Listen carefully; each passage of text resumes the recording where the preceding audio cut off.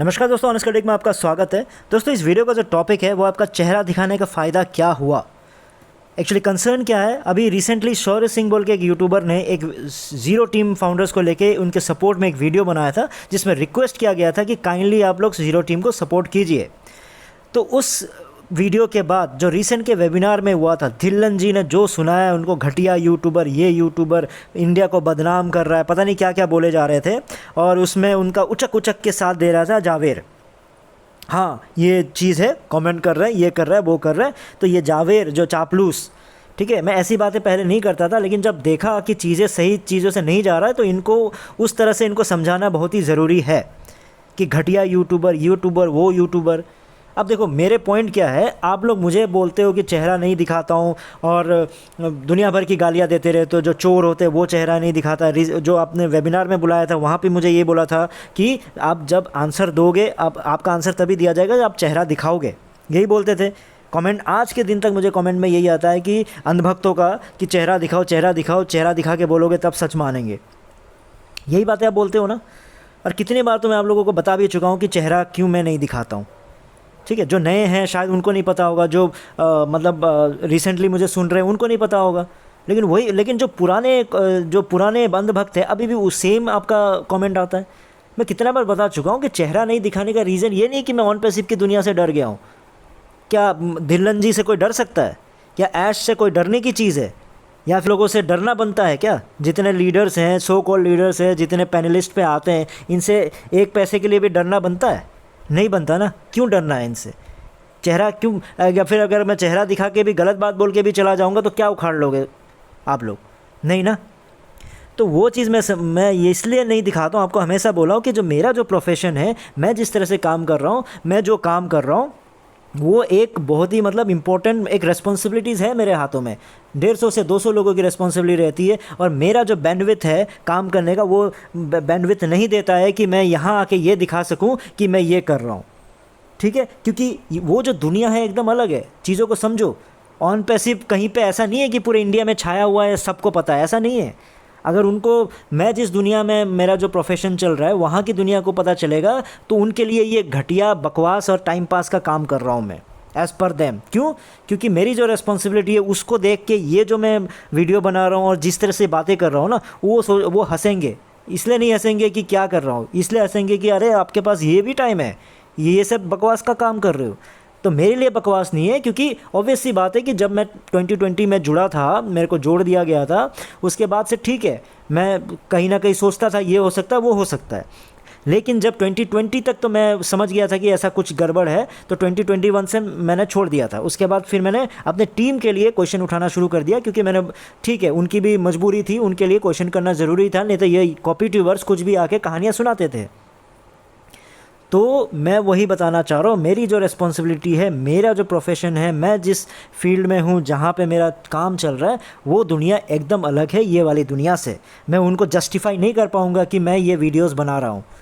इतना टाइम कहाँ से निकाल सकता हूँ, वो भी वो लोग जस्टिफाई, वो सोचेंगे नहीं, ठीक है। कभी कभार ऐसा हो सकता है कि शायद मैं बहुत ज़्यादा थक जाऊँ, तो हो सकता है कि मेरा यहाँ पे, मैं वहाँ पे भी कुछ काम है, मैं उसको मान लो ढीला दे दिया या किया नहीं, तो वो यही सारे लोग यही सोचेंगे ना, अरे ये तो इनके पास वहाँ के लिए टाइम है, यहाँ के लिए कैसे टाइम नहीं हो सकता है।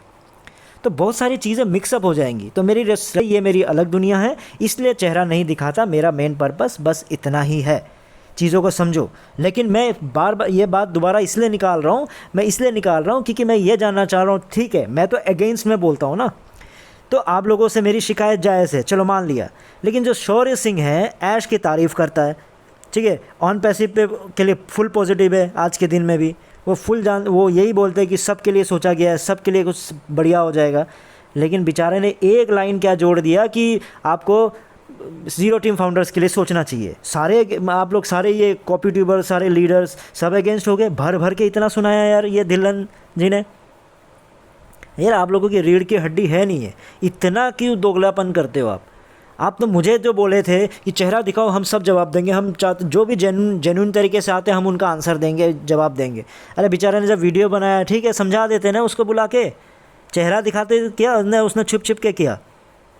तो क्यों उसके पीछे पड़े? मोहम्मद कैफ, जावेर, धिल्लन जी, ऐसे पीछे पड़े जैसे कि मान लो क्या मतलब क्या बोल दिया उसने, बल्कि बेचारा पूरा तारीफ़ करते रहता है उसका।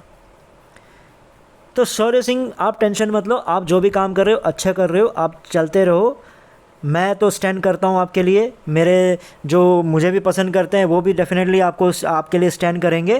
देखो मेरे में आपके थिंकिंग में अभी भी डिफरेंस है, मैं आपके वीडियोस भी देखता हूँ, तो आप जो बोलते हो, जो मतलब आप जिस तरह की पॉजिटिविटी अभी भी रखते हो, तो डेफिनेटली 2020 के बाद मेरी वो पॉजिटिविटी है नहीं, क्योंकि मैं सिर्फ रिज़ल्ट पे बिलीव करने लगा हूँ। मुझे सिर्फ रिज़ल्ट से मतलब है, मुझे कहानियों से मतलब नहीं है। लेकिन मेरी सोच अलग है का मतलब ये मैं आपसे हर मेरी सोच से जो भी अलग है तो उससे मैं दुश्मनी तो नहीं करूँगा ना, उसके लिए मैं बुरा तो नहीं बोलूँगा ना। मैं जब जब फाउंडर्स के लिए गड़बड़ हो सकता है, फाउंडर्स के लिए कुछ गलत इन्फॉर्मेशन आई है, तब तब मैं खड़ा होता हूँ। ऐसे में किसी को ज़बरदस्ती किसी के अगेंस्ट में बोलना शुरू नहीं कर देता हूँ। थिंकिंग अलग हो सकती है, लेकिन प्रोफेशनलिज्म इसी चीज़ को कहते हैं कि साथ देना, तर्क वितर्क अलग चीज़ है, डिबेट करना अलग चीज़ है।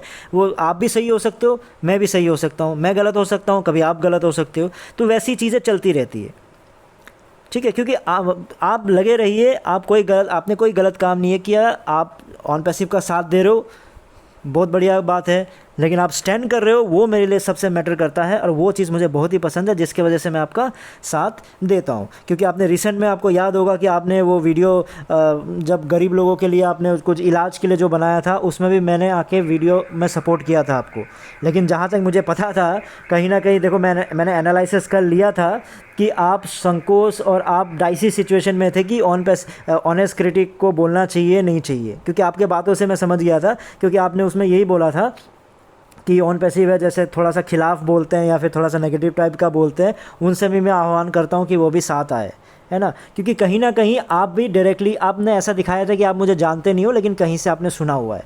तो पता है कि संकोच आपको इसलिए हो रहा था क्योंकि अगर आपको ये लगता कि मैंने ऑनेस्ट क्रिटिक का साथ दे दिया तो सारे मेरे भी अगेंस्ट हो जाएंगे, बोलेगा ये तो नेगेटिव यूट्यूबर है, इसका क्यों साथ दे रहे हो।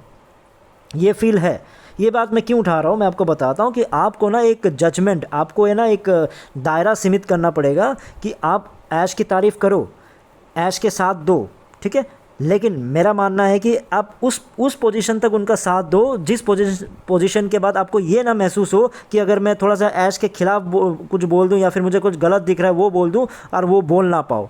ऐसा नहीं होना चाहिए, क्योंकि वो तब हो जाता जब ज़्यादा उस तरफ झुक जाओगे।